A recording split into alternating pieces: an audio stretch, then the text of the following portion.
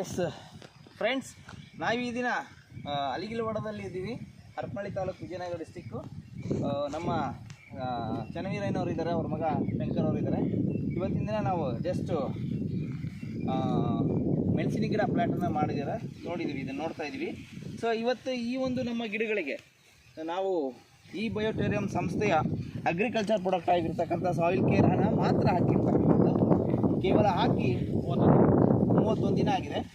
ಇವರು ಹೇಳಿದ ಪ್ರಕಾರ ಆ್ಯಕ್ಚುಲಿ ಹುಟ್ಟಿದಾಗ ಏನೂ ಇದ್ದಿದ್ದಿಲ್ಲ, ನಾವು ಸಾಯಿಲ್ ಹಾಕಿನ ಮುಂಚಿತವಾಗಿ ಏನು ಕಾಣ್ತಾ ಇರಲಿಲ್ಲ ಅಂದ್ಕೊಂಡ್ರು. ಹಾಕಿದ ಮೇಲೆ ತುಂಬ ಚೆನ್ನಾಗಿ ಕಾಣ್ತಾ ಇದೆ. ನೋಡ್ತಾ ಇದ್ದಾರೆ ನೀವು, ಇಡೀ ಹೊಲವನ್ನು ನೋಡ್ಬೋದು. ಇಡೀ 3 ಎಕರೆ ಇದೆ. ಇಡೀ ಹೊಲವನ್ನು ಎಷ್ಟು ಹಚ್ಚ ಹಸಿರಾಗಿ ಕಾಣ್ತಾ ಇದೆ. ತುಂಬ ಮಳೆ ಆಗಿದೆ.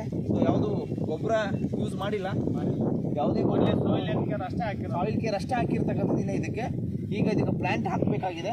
ಅದು ಪ್ಲ್ಯಾಂಟ್ ಹಾಕಿದ ಮೇಲೆ ಇನ್ನೂ ಅದ್ಭುತವಾಗಿ ಚೇಂಜಸ್ ಆಗುತ್ತೆ ಒಂದು ವಾರದಲ್ಲಿ. ಸೊ ಈ ಒಂದು ಅನುಭವವನ್ನು ನಮ್ಮ ಶಂಕರ್ ಅವರು ಮತ್ತು ಅವ್ರ ತಂದೆಯವರು ಮಾತಾಡ್ತಾರೆ. ಎಸ್, ನಮಸ್ಕಾರ ಸರ್. ಸೊ ಈಗ ನಮ್ಮ ಅಲಿಗಿಲವಾಡದ ಒಂದು ಏನು ಪ್ರಗತಿಪರ ರೈತರು ಅಂತ ಹೇಳ್ಕೋಬೋದು. ಸೊ ಈ ಒಂದು ಪ್ರಗತಿಪರ ರೈತರಲ್ಲಿ ನಾವು ನಿಮ್ಮ ಈ ಬಯೋಟೇರಿಯಂ ಸಂಸ್ಥೆಯ ಒಂದು ಅಗ್ರಿಕಲ್ಚರ್ ಪ್ರಾಡಕ್ಟನ್ನು ಕೊಟ್ಟಿದ್ದೀವಿ. ಸೊ ಅಲ್ಲಿ ಸಾಯಿಲ್ ಕೇರನ್ನು ಹಾಕಿದ್ರಿ, ನೀವು ಸಾಯಿಲ್ ಹೆಲ್ತ್ ಕೇರನ್ನು ಹಾಕಿದ್ರಾ? ಸೊ ಹೇಗೆ ಅನಿಸ್ತಾ ಇದೆ ನಿಮಗೆ? ಏನಿಲ್ಲ ಸರ್, ಅದು ಅವಾಗಲೇ ನಾನು ಆ ವಿಡಿಯೋದಲ್ಲಿ ಹೇಳಿದ್ದೀನಿ. ಇದನ್ನೇನೆಂದರೆ ಇವಾಗ 24ನೇ ತಾರೀಕು ನಾನು ನಾಟಿ ಮಾಡಿದ್ದೆ. ಇವತ್ತು 26ನೇ ತಾರೀಕು ಆಗುತ್ತೆ ನಾವು ನಾಟಿ ಮಾಡಿ. ತುಂಬ ಅದ್ಭುತವಾಗಿ ಬಂದಿದೆ. ಜಾಸ್ತಿ ಏನು ಖರ್ಚು ಮಾಡಿಲ್ಲ. ಒಂದು ನಾಟಿ ಮಾಡಿದ್ದೀನಿ, ಕಳೆ ತೆಗ್ಸಿದ್ದೀನಿ, ಆ ಸಾಯಿಲ್ ಹೆಲ್ತ್ ಕೇರನ್ನು ಮಾಡಿದ್ದೀನಿ.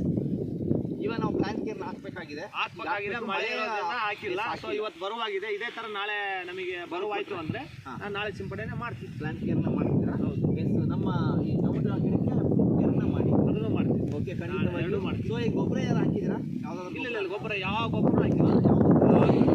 ಎಸ್, ಈ ಬಂದು ಹೋಗ್ತಕ್ಕಂಥ ಜನರು ಏನು ಹೇಳ್ತಾರೆ ಈ ಸಸಿಗಳನ್ನ ನೋಡಿಬಿಟ್ಟು? ಏನು ಹೇಳ್ತಾರೆ ಜನ ಅಂದರೆ, ಒಂದು 4-5 ದಿನದ ಹಿಂದೆ ಇದ್ದ ಗಿಡ ಇವಾಗಿಲ್ಲ, ಚೇಂಜ್ ಆಗಿದೆಯಲ್ಲ ಅಂತ ಹೇಳ್ತಿದ್ದಾರೆ.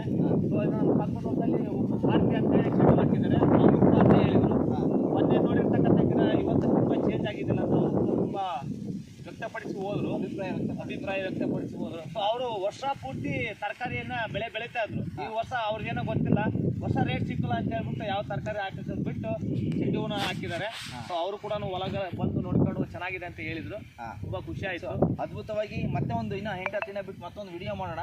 ಪ್ಲಾಂಟ್ ಕೇರ್ ಹಾಕಿದ ಮೇಲೆ ನಾವು ಮತ್ತೊಂದು ವಿಡಿಯೋ ಮಾಡಿ ಅದ್ಭುತವಾಗಿ ನಿಮ್ಮ ಬೆಳೆಯನ್ನು ಬೆಳೀಲಿ ಅಂತ ಹೇಳ್ತಾ, ಶ್ರೀ ಗುರು ಕೊಟ್ರೇಶ್ವರರು ನಿಮಗೆ ಅಭಿವೃದ್ಧಿಯನ್ನು ಕೊಡಲಿ, ಇದರಲ್ಲಿ ಹೆಚ್ಚಿನ ಲಾಭಾಂಶವನ್ನು ಕೊಡಲಿ, ಲಾಭಾಂಶ ಕೊಟ್ಟು ಹೆಚ್ಚಿನ ಉತ್ಪನ್ನವಾಗಿ ಹೆಚ್ಚಾಗಿ ನೀವು ಬೆಳೀರಿ ಅಂತ ಹೇಳ್ತಾ, ಮತ್ತು ಇನ್ನು ಉಳಿದಂಥ ರೈತರಿಗೆ ಸೊ ನೀವು ಇದನ್ನು ಮಾದರಿಯಾಗಿ ನಿಲ್ಲಿ ಅಂತ ಹೇಳ್ತಾ, ಸೊ ಈ ಒಂದು ವಿಡಿಯೋವನ್ನು ಸೊ ಇಲ್ಲಿಗೆ ಮುಕ್ತಾಯ ಮಾಡ್ತಾ ಇದ್ದೀವಿ. ಇಂತಿ ನಿಮ್ಮ ಪ್ರೀತಿಯ ಸೋಮನಾಥ್ ಪಾಟೀಲ್, ಕೊಟ್ಟೂರಿಂದ ನಮಸ್ಕಾರಗಳು.